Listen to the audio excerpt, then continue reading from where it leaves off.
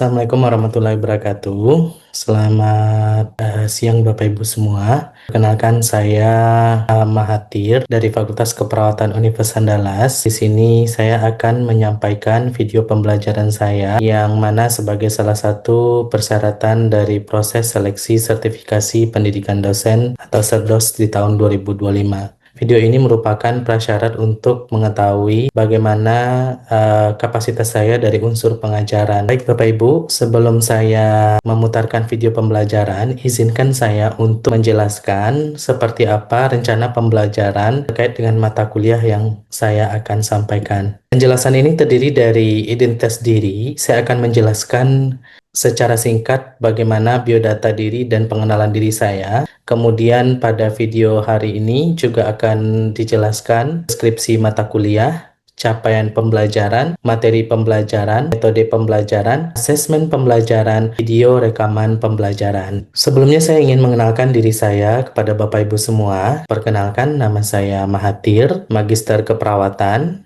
Saya merupakan salah satu dosen di Fakultas Keperawatan dengan jenjang pendidikan terakhir yaitu S2 Keperawatan, Peminatan Keperawatan Komunitas. Jabatan fungsional saya saat ini adalah lektor. Saya bekerja di Fakultas Keperawatan Universitas Andalas di Departemen Jiwa dan Komunitas atau disingkat dengan JIKOM. Mata kuliah yang saya ampuh itu keperawatan agregat komunitas sebanyak 3 SKS, konsep keperawatan komunitas 2 SKS, keperawatan keluarga 3 SKS, pendidikan profesi komunitas dan keluarga 5 SKS, pendidikan profesi keperawatan bencana 5 SKS, bahasa Inggris keperawatan 2 SKS, dan terakhir bahasa Inggris akademik sebanyak 2 SKS. Saya akan menjelaskan tentang mata kuliah yang saya ampuh, itu mata kuliah keperawatan agregat komunitas. Ini merupakan salah satu mata kuliah yang ada di keperawatan di Prodi Pendidikan Sarjana Keperawatan. Kurikulum ini merupakan kurikulum tahun 2021 yang telah dirancang bersama.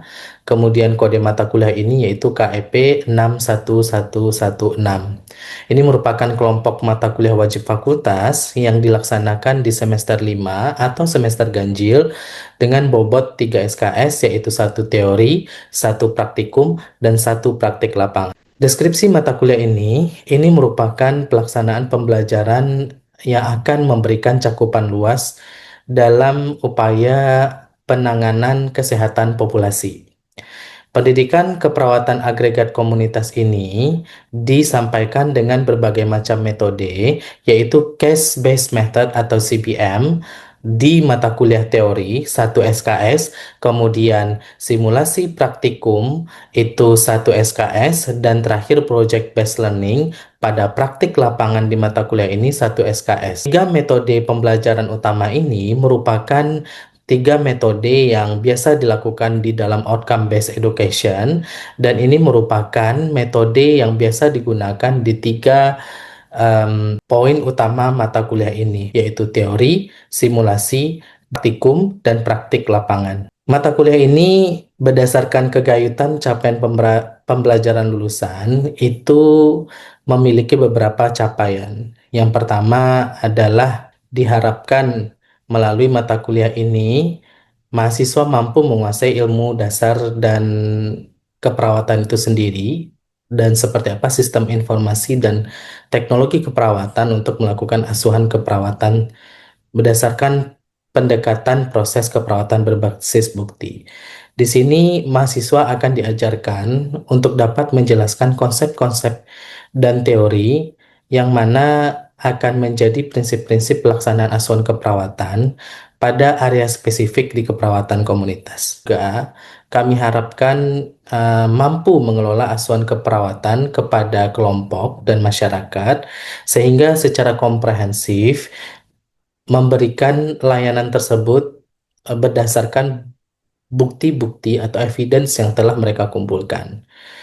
Yang pertama adalah mereka diharapkan mampu melakukan pengkajian keperawatan di area komunitas, memformulasikan diagnosis keperawatan di keperawatan komunitas, menyusun perencanaan dan asuhan keperawatan sesuai standar asuhan keperawatan di keperawatan komunitas. Dan mereka juga diharapkan mampu melakukan edukasi dalam asuhan keperawatan, yaitu edukasi kesehatan. Melalui capaian pembelajaran lulusan tersebut, kami memfokuskan capaian pembelajaran mata kuliah ini yaitu mampu menguraikan konsep-konsep promosi dan program serta prevensi dalam asuhan keperawatan komunitas. Di dalam mata kuliah ini, kami mengharapkan mahasiswa bisa menjelaskan seperti apa pendekatan konsep promosi dan prevensi itu di dalam asuhan yang mereka akan jalani. Kemudian di dalam mata kuliah ini, saya mengharapkan mahasiswa mendiskusikan prinsip-prinsip proses keperawatan agregat itu berdasarkan rentang usia kehidupan manusia berdasarkan karakteristik kelompok yang sama. Yang pertama, mereka akan mempelajari tentang prinsip-prinsip proses asuhan pada kelompok ibu hamil, kemudian kelompok anak, kelompok remaja, dewasa, dan juga lansia.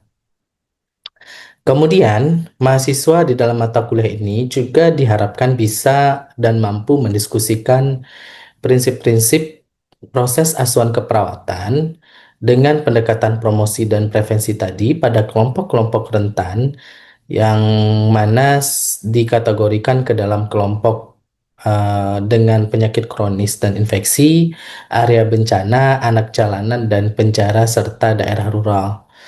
Kemudian, di dalam mata kuliah ini, mahasiswa juga diharapkan mampu mencirikan konsep dan teori keperawatan komunitas pada populasi khusus dan setting, yaitu sekolah, pekerja, dan juga perawatan rumah. Di dalam mata kuliah ini, siswa juga diharapkan mampu mengkonstruksikan proses asuhan keperawatan dari pengkajian, diagnosis, perencanaan, implementasi, dan evaluasi. Dan juga mahasiswa harus mampu melakukan intervensi dalam keperawatan komunitas, mampu membedakan konsep dan jenis terapi komplementer, dan mampu melakukan beberapa teknik terapi komplementer. Berikut materi pembelajaran yang mana kita akan memfokuskan pada proses pembelajaran kali ini, intervensi pada keperawatan komunitas. Di dalam penugasan dan juga di dalam proses pengenalan teori dan praktik lapangan, mereka akan menggunakan metode discovery learning, self-directed learning, cooperative learning, dan project-based learning. Pada video kali ini, pada pembelajaran kali ini, saya akan memfokuskan pada capaian pembelajaran, yaitu siswa mampu melakukan intervensi dalam keperawatan komunitas, yang mana pada poin asesmen ini mereka akan mendapatkan 5% dari penilaian ini. Kemudian nanti mereka akan mensimulasikan proses bagaimana mereka melakukan pendidikan kesehatan dan dievaluasi melalui rubrik yang telah ditentukan. Topik pembelajaran pada hari ini yaitu pendidikan kesehatan di komunitas berupa praktikum. Pada kesempatan kali ini, mahasiswa akan menyusun SHP, kemudian mereka akan mencoba mensimulasikan metode pendidikan kesehatan dan menyusun metode pendidikan kesehatan yang mereka punya. Pada kesempatan praktikum intervensi keperawatan komunitas yaitu pendidikan kesehatan ini, kami berharap capaian pembelajaran untuk melakukan intervensi keperawatan yaitu pendidikan kesehatan dapat dicapai dengan beberapa objektif. Mahasiswa mampu menentukan latar belakang, tujuan, dan sasaran pendidikan kesehatan tersebut. Kemudian diharapkan mahasiswa mampu melakukan dan memilih metode pendidikan kesehatan yang sesuai, kemudian mampu mendemonstrasikan pendidikan kesehatan tersebut sesuai metode yang telah mereka pilih dan tentukan. Berikut video perkuliahan yang saya lakukan bersama mahasiswa, dan dalam proses perkuliahan ini, mahasiswa akan mensimulasikan proses pendidikan kesehatan di keperawatan komunitas yang sesuai dengan metode pendidikan kesehatan yang telah mereka pilih. Baik, Assalamualaikum warahmatullahi wabarakatuh. Waalaikumsalam warahmatullahi wabarakatuh. Selamat siang, salam sejahtera semuanya. Gimana kabarnya hari ini Ananda mahasiswa sekalian? Baik, Alhamdulillah ya. Nah, senang bertemu teman-teman kembali. Saya selalu berharap ya teman-teman juga semangat di setiap pertemuan kita, terutama di praktikum ini, karena memang praktikum ini yang akan membuat Anda engage dengan lapangan atau keperawatan komunitas ya. Karena memang bicara tentang populasi atau masyarakat itu akan banyak action. Kita tidak hanya sekedar berteoris, tidak sekedar berpendapat atau berpersepsi, tapi juga tentu mengenal masyarakat itu butuh pengalaman, butuh action yang banyak, butuh latihan terus menerus untuk mengetahui siapa yang kita hadapi, yaitu populasi, ya, yaitu komunitas dan masyarakat sendiri. Kira-kira hari ini teman-teman bersemangat untuk mempelajari pendidikan kesehatan sesuai dengan topik kita? Semangat. Alhamdulillah ya. Hari ini kita akan berdiskusi tentang pendidikan kesehatan. Kemarin saya sudah diskusi ke teman-teman di kelas. Kita sudah sama-sama melihat, membaca literatur, berdiskusi sesama mahasiswa gitu ya. Kemudian berbincang-bincang juga di kelas tentang pendidikan kesehatan ini. Sehingga sebelum saya mulai, tentu saya harus menjelaskan ke Anda tentang capaian pembelajaran kita hari ini. Saya berharap rekan-rekan pada hari ini bertemu dengan saya selama 1 jam itu akan mencapai beberapa capaian pembelajaran. Yang pertama adalah saya berharap rekan-rekan semua yang mampu ya mendemonstrasikan salah satu metode pendidikan kesehatan melalui role play yang dapat teman-teman praktikkan dalam keperawatan komunitas di pekerjaan kita sehari-hari.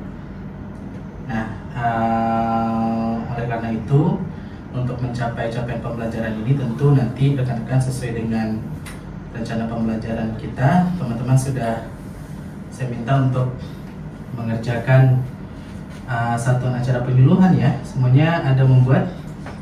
Ada ya.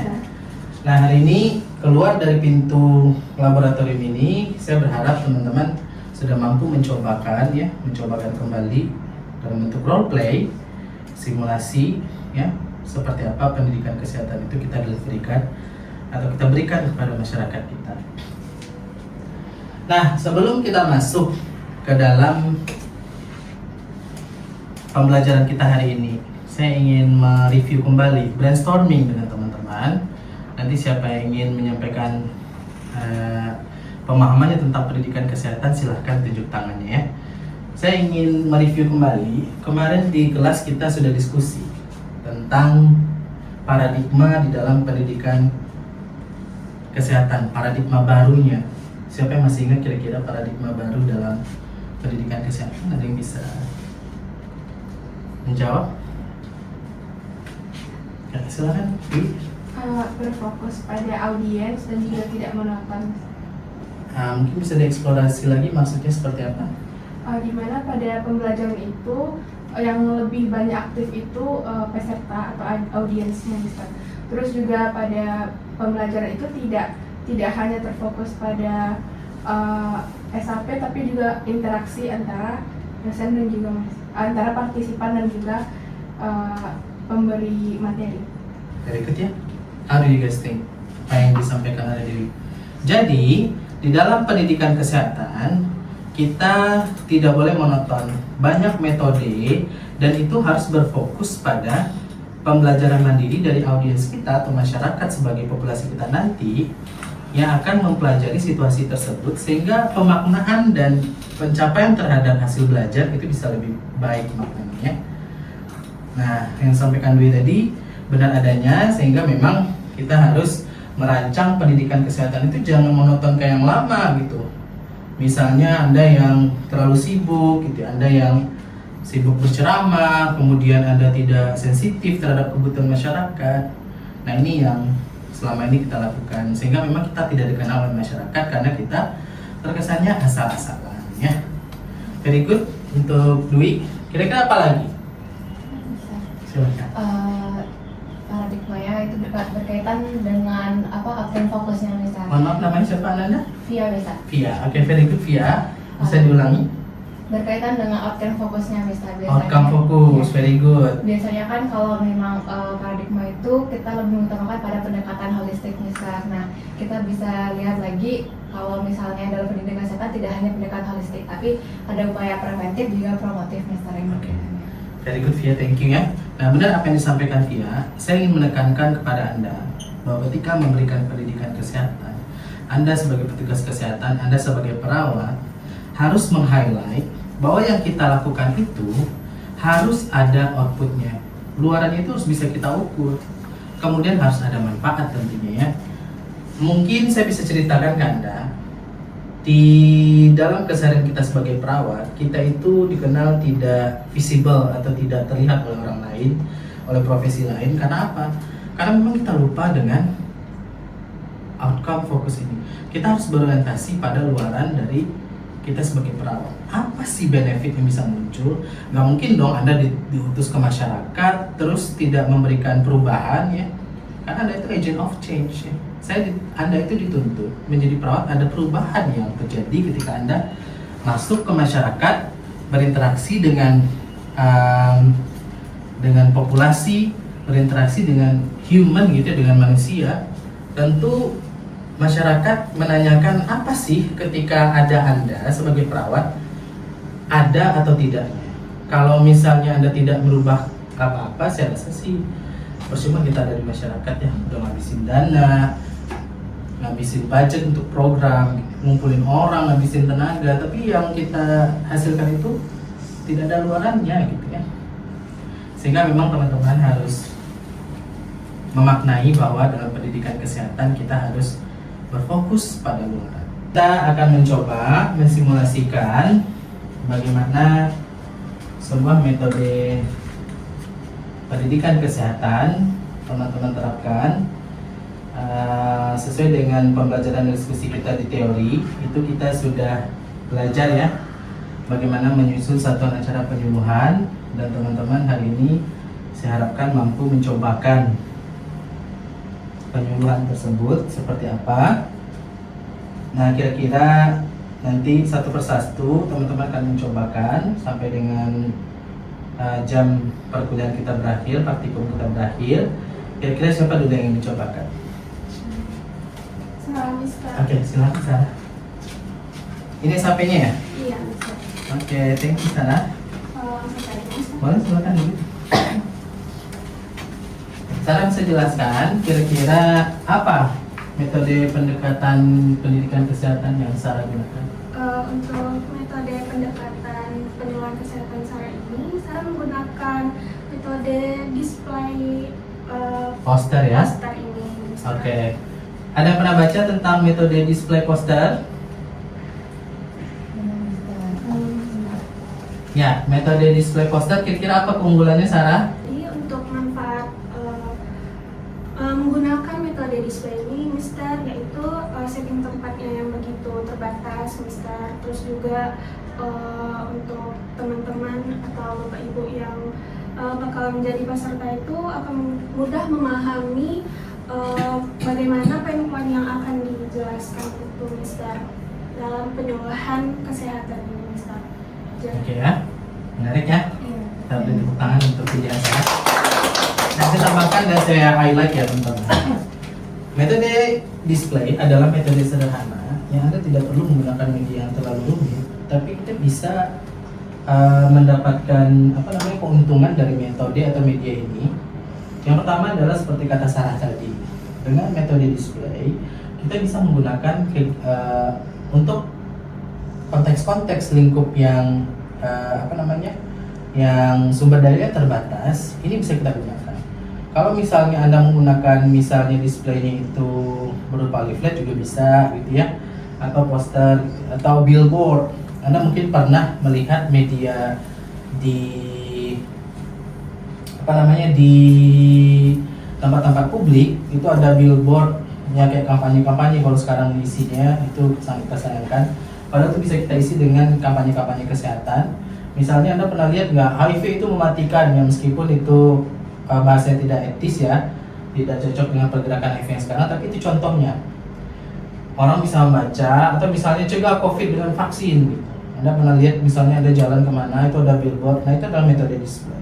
Ini adalah metode yang praktis juga kita gunakan, sehingga Anda nggak perlu berpikir media yang terlalu ribet, karena setting Anda itu sederhana. Misalnya Anda tinggal di puskesmas yang di pelosok, budgetnya terbatas, kita bisa menggunakan media ini.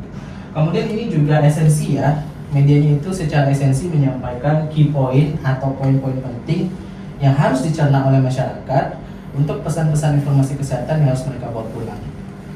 Nah, dengan metode display ini tentu Anda bisa menggunakan ini dengan interaktif juga, dengan desain yang menarik. Kalau di sini yang contoh Sarah ini cukup menarik ya, dari desainnya, kemudian apalagi warnanya, tulisannya itu dapat dibaca oleh masyarakat secara jelas.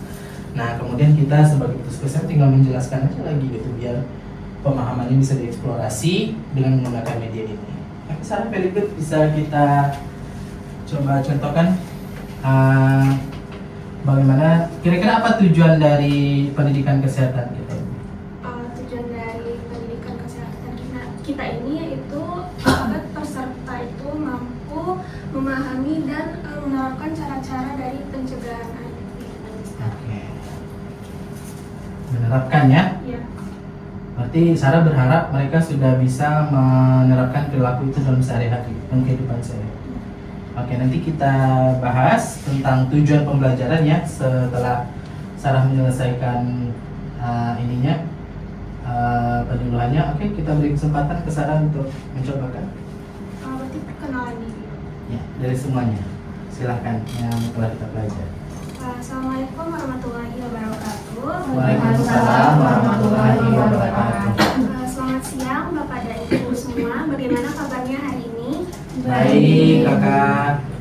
Baiklah, nama saya Perawat Sarah Latifah yang hari ini saya akan memberikan sebuah penyuluhan tentang pencegahan HIV. Sebelumnya, apakah Bapak Ibu tahu apa itu HIV? Betul. HIV adalah penyakit menular ya Bapak dan Ibu. Ini atau human immunodefisiency virus adalah virus yang menyerang kekebalan tubuh kita ya Bapak-bapak dan Ibu-ibu. Jadi untuk mencegah HIV ini kita bisa dengan melakukan beberapa cara ini Bapak Ibu. Yang pertama dengan satu pasangan, tidak berganti-ganti pasangan. Yang kedua, menggunakan alat pengaman seperti apa, kondom atau ya Bapak Ibu. Terus juga mencegah HIV ini jika Bapak Ibu baiklah, sekian dari Sarah. Terima kasih atas kontribusinya Bapak Ibu. Sekian, Assalamualaikum warahmatullahi wabarakatuh. Waalaikumsalam warahmatullahi wabarakatuh. Tepuk tangan dulu Ibu. Dari Ibu ya, silakan Sarah duduk dulu. Ini adalah contoh yang cukup baik ya, makanya saya bilang metode yang Anda pilih itu ketika sudah tidak monoton, maka kita akan tertrigger untuk turut serta dalam penyuluhan ini, menyimak, kemudian memahami intisari penyampaian dari narasumbernya, begitu, dari speakernya, gitu, dari pemberi informasi atau petugas kesehatannya.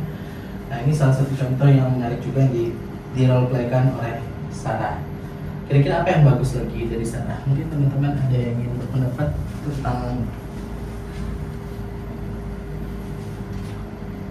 what the thing that is good yang Sarah lakukan, apa yang baik atau yang bagus yang telah Sarah lakukan menurut teman-teman sekalian.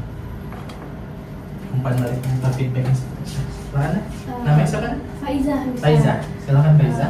Hal yang baik dan bisa diambil dari Sarah tadi itu, yang pertama dari leaflet, dari posternya itu menarik dan juga mudah, poin-poinnya mudah kami pahami.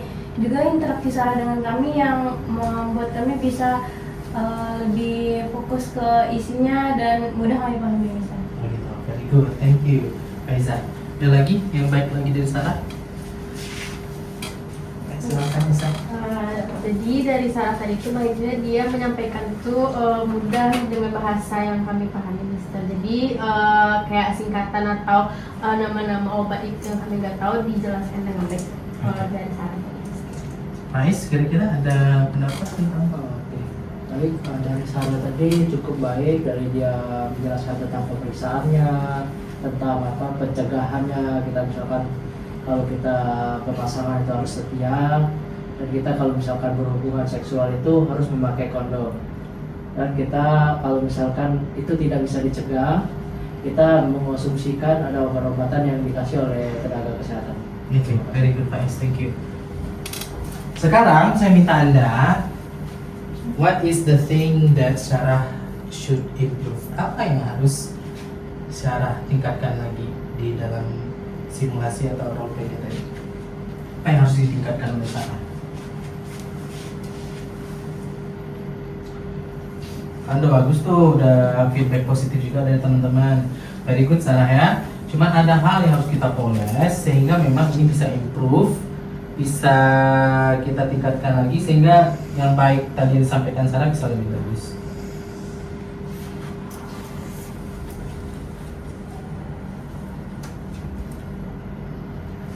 Ya, sepertinya mau berpendapat, silahkan. Mungkin untuk bagian evaluasinya, Mister. Soalnya tadi evaluasinya cuma untuk menjelaskan kembali saja, tidak ada kayak sesi untuk tanya jawabnya. Jadi kalau misalnya ada sesi tanya jawabnya, mungkin bisa lebih lagi pendidikan kesehatannya. Soalnya apa yang penasaran dari masyarakatnya bisa ditanyakan ke Sarahnya gitu, Mister. Sarah ada tanggapan tentang itu di SAP-nya ada sesi tanya jawab? Ada Mister. Jadi tadi Sarah lupa menggunakan sesi. sesi tersebut nggak apa-apa ya, kadang kita memang sudah direncanakan karena itu kita perlu evaluasi setiap proses pendidikan kesehatan itu.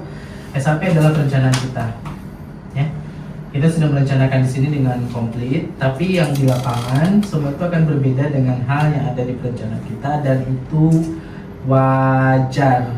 Jangan pernah Anda bilang bahwa Pak itu ribet caranya, nanti saya nggak mau enggak apa gitu, nanti saya banyak ketinggalan, nggak bisa melakukannya, susah kayaknya Pak gitu. Jangan seperti itu dulu ya. Anda sebagai change agent atau change maker di masa depan untuk the future of nurses ya, untuk masa depan keperawatan yang lebih baik, itu harus berani dulu untuk mencoba ya. Nah kalau misalnya tertinggal, nanti kita evaluasi gampang. Nanti setelah terlatih, Anda ulang kembali, nanti itu step-step yang terlupa itu udah dimana udah jadi template di dalam praktik Anda, dan itu akan mempermudah Anda untuk kedepannya. Nah kan Sarah, yang penting ada di sini ya berarti ya. Oke, begitu Via ya. Mungkin Sarah tadi lupa untuk sesi tanya jawab. Nah, apalagi kira-kira yang harus diimprove oleh Sarah? Ada masukan dari teman-teman?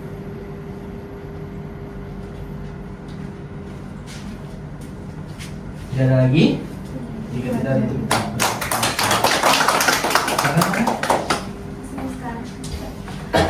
Nah, saya akan berikan feedback sedikit kepada Sarah. Yang pertama adalah bagaimana kita mengingat kembali langkah demi langkah, tahapan dan prosedur dalam pendidikan kesehatan. Apa yang paling penting tahapan dalam pendidikan kesehatan?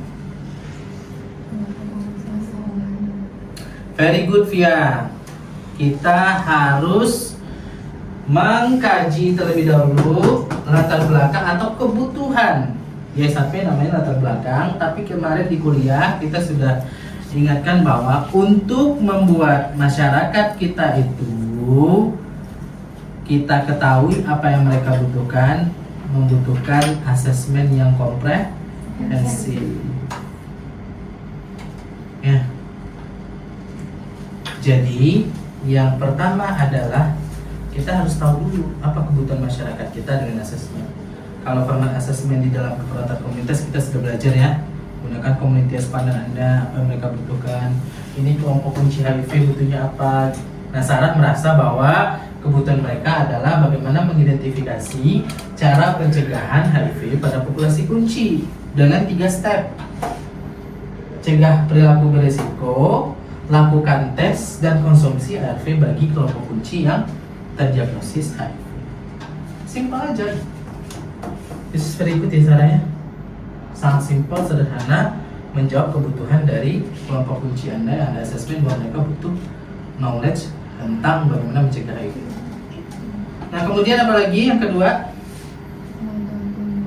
Dengan demikian kita bisa menentukan tujuan dari pendidikan kesehatan. Setelah kita tahu tujuannya, apa yang perlu saya berikan feedback kepada Sarah tadi?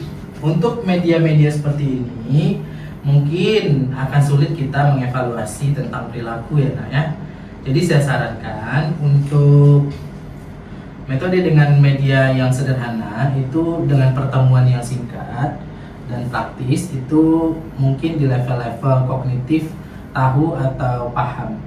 Karena kalau sudah sampai tahap perilaku itu akan membutuhkan waktu yang banyak.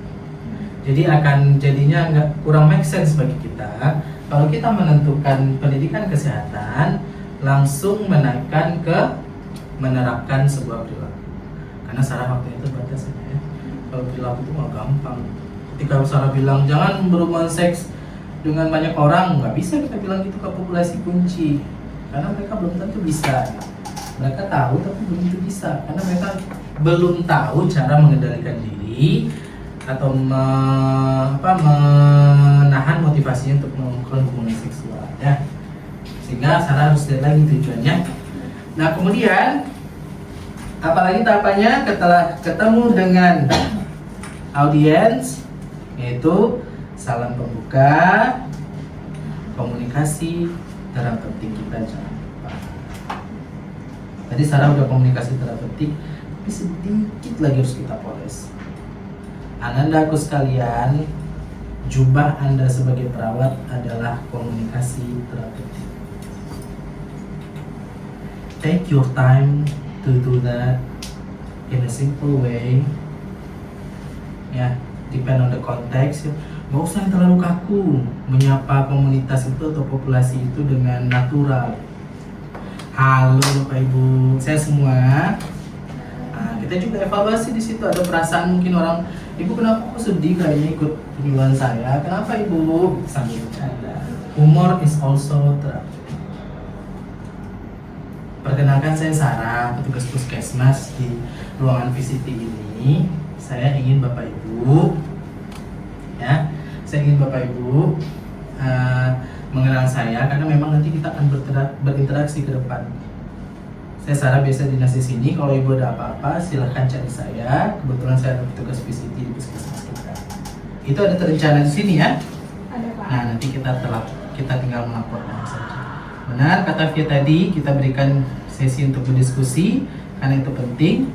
Nah kemudian nanti di sesi diskusi itu kita bisa mengajak partisipan lain juga untuk memberikan jawaban, memberikan pemahaman ke peserta lain, sehingga memang informasinya dari kita aja ya Nak ya, sehingga itu lebih interaktif.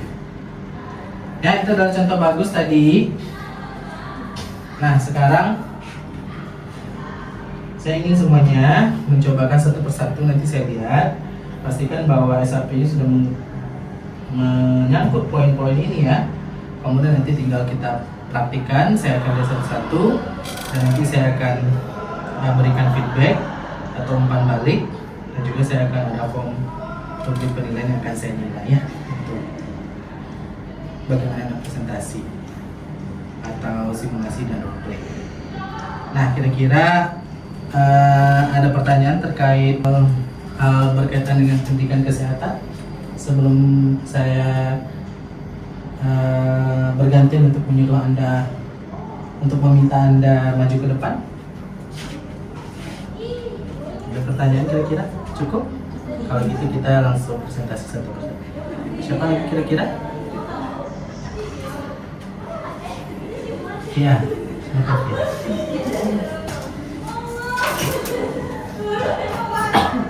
Ya, terima kasih Via. Karena Via adalah presentan terakhir kita, saya rasa sebelum saya tutup,